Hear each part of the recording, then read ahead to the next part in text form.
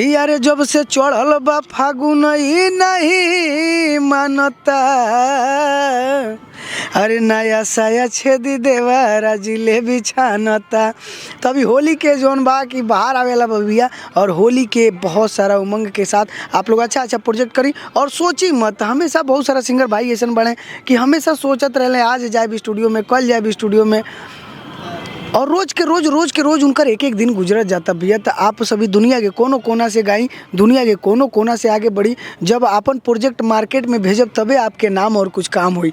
आगे बढ़ल चाहतनी और गायक कलाकार बन चाहतनी, अगर एक्टर बन चाहतनी, डांसर बन चाहतनी, सिंगर बन चाहतनी, तो मेहनत करही के पड़ी। घर में सुतला बैठला से ना अभी। चलिए नमस्ते प्रणाम सभी मित्रों को। मैं नितेश, गरिमा रिकॉर्डिंग स्टूडियो मुंबई और गुजरात दिल्ली से आप सबको मैं बता दूं कि अभी हमारा रिकॉर्डिंग स्टूडियो नाला सुपारा में भी ओपन होने वाला है एक ही हफ्ते के अंदर। जी हाँ, ये आप सभी के लिए खुशखबरी है, क्योंकि बहुत सारा सिंगर भाई हमारे जो उनकी थाना, कल्याण, अंकलेश्वर, भरूच, पूना से, दादर से, नासिक से जितना भी गायक कलाकार भाई आवत रहे हैं, तो उनके बोईसर जोन बाकी बहुत लंबा पड़त रहा भैया। बोईसर में जो है कि दादर से थोड़ा लंबा पड़ेला, और वहाँ से अइले में काफ़ी सारा सिंगर भाई के बहुत तकलीफ होला, बहुत सारा दिक्कत होला। तो आप सबके हम बता दी कि नाला सुपारा में भी अभी गरिमा स्टूडियो 3 के ब्रांच ओपन होकर वाला बा, और होली के हुड़दंग गरिमा स्टूडियो के संग करी। आप सभी होली के पावन पर्व जल्द ही आवे वाला बा, और धमाका धमाका ऑफर के साथ आप सभी गाना गाइए और बढ़िया से बढ़िया ऑडियो वीडियो प्रोवाइड करिए भैया। बढ़िया से बढ़िया ऑडियो वीडियो आपके बना के दिया जाए। भोजपुरी, मगही, खोटा, झुमटा, अंगिका, मैथिली, मराठी, जितना भी भाषा गाना बनला भैया सारा अपना यहाँ प्रोवाइड होता है।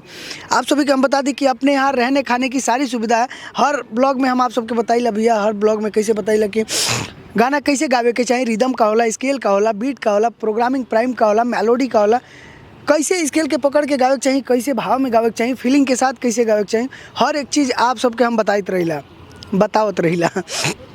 और एक चीज़ आज हम ये भी बताए तनी कि जितना भी नया गायक कलाकार बने ना, बहुत शर्माते हैं, बहुत घबराते हैं, बहुत डरते हैं।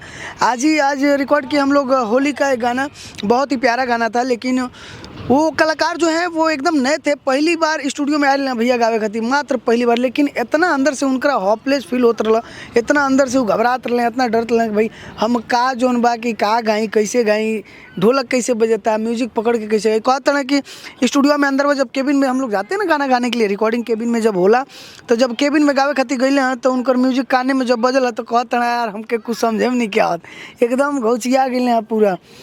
तो वैसा आप लोग मत करिए, क्योंकि कलाकार हैं आप सभी, आपको सीखना काम है और रोज़ के रोज़ आप सीखते रहिए। जितना सीख बोलो भैया उतना बढ़िया गई बोलो।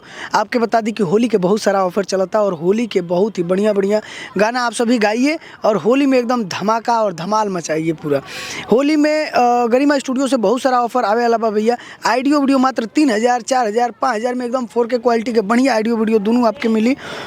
और प्रोवाइडेड आप सभी के हम बता देते हैं कि आज के डेट में जितना भी वीडियो हमने के शूट होता है, आप गरिमा स्टूडियो का चैनल उठा करके देख ली, कितना बढ़िया बढ़िया क्वालिटी का वीडियो होता है। बंद हो गया क्या हुआ? बार बार हमारा कैमरा मैन के बैटरी ख़त्म हो जाता भैया, क्या करबो। इनके बोलनी है दुखाता इनका रहता वहाँ।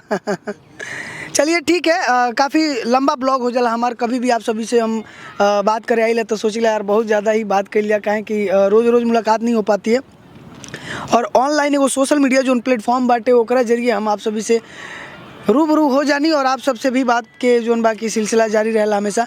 आप सबके बता दी कि नाला सुपारा पड़ला बिरार के पहले, बिरार जोन बाकी बसई, बिरार, नाला सुपारा। आप लोग पूना से अगर आते हैं तो डायरेक्टली आप बसई उतरिए, बसई के बाजू में नाला सुपारा है, आपको कहीं भी जाना नहीं है। स्टेशन के जस्ट बाजू में स्टूडियो बा गरिमा स्टूडियो 3, तो वहाँ पर भी आप सबके ढेर सारा प्यार और आशीर्वाद मिले के चाहिए, और बहुत ही अच्छा अच्छा काम करिए आप लोग, और बिंदास गाई, कहीं भी गाई, डरी मत, शर्माई मत, घबराई मत, और बिल्कुल भी व्याकुल होकर की जरूरत नहीं है, एकदम दिल और दिमाग से अच्छा से गाई।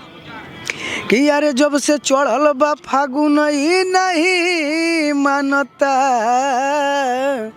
अरे नया साया छेदी देवारा जिलेबी छानता।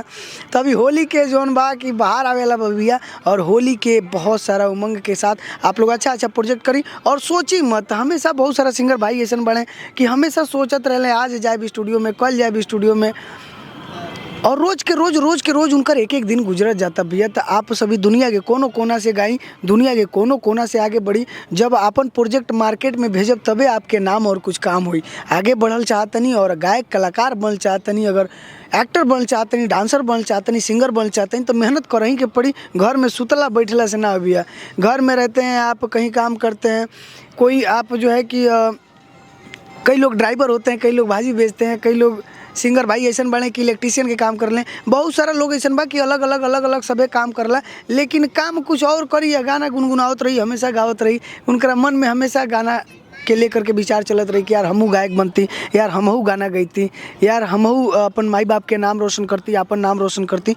तो खेसारी भी भैया जोन बाड़े लिट्टी चोखा बेचत रहे, और जितना भी कलाकार बा आप सब देखत हो, कब सबे आपके सामने ही भइल बा। तो जितना मेहनत तुम लोग कैले बढ़ लो, आप लोग भी थोड़ा सा मेहनत करी, जरूर मुकाम मिली आप सबके, जरूर मंजिल मिली। तो चलिए, होली में ढेर सारा प्यार दी, होली में ढेर सारा गाना बनाई, एकदम सस्ता और बढ़िया से बढ़िया रिदम प्रोग्रामिंग प्राइम के साथ आपके बढ़िया म्यूजिक और बढ़िया ऑडियो वीडियो बना के दिया जाए, अच्छा कंपनी प्रोवाइड करके दिया जाए भैया। चलिए मिल जाए अगले नए वीडियो के साथ, तब तक लिए प्यार और आशीर्वाद बनी रहेगी। गरिमा रिकॉर्डिंग स्टूडियो, मुंबई, गुजरात, दिल्ली।